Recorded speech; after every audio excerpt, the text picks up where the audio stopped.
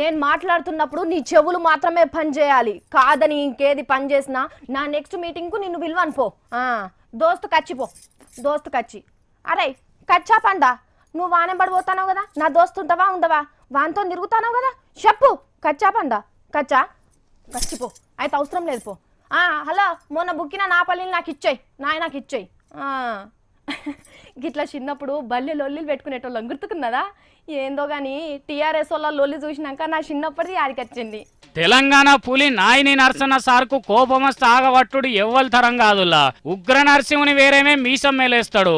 ఏ ఆపరాదన్నలు లొల్లి అగో అన్న గంతగణం చెప్తా అంటే కూడా ఎవరు ఆగుతలేరు కదా. మళ్ళా ఏరే పార్టీ వాళ్ళు కూడా కానట్టే ఉన్నారు. గులాబీ కండువాళ్ళు అలిగేసుకున్నారంటే అందరు కారు పార్టీ వాళ్ళే. ఏందా లొల్లి ఆపరాదండ్రి.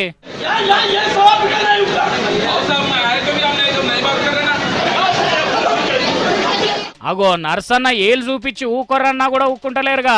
పులి కదరేందో తెలియనట్టున్నది వాళ్ళకు. అర్రే జర సైజున్ రే సైజు, నర్సన్నకు కోపం వస్తే మంచోడు కాదు.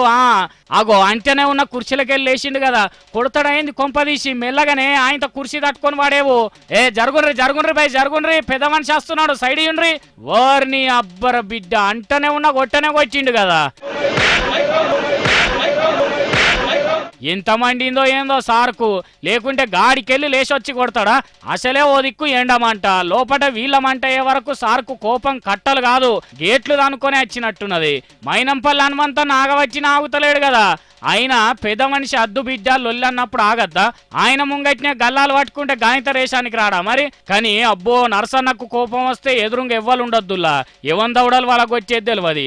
ఇగో ఈ తీర్ల కలిసి కట్టుగా కారు పార్టీ పెంపు చేసే పేరంటం నడుస్తున్నది పట్నంలా.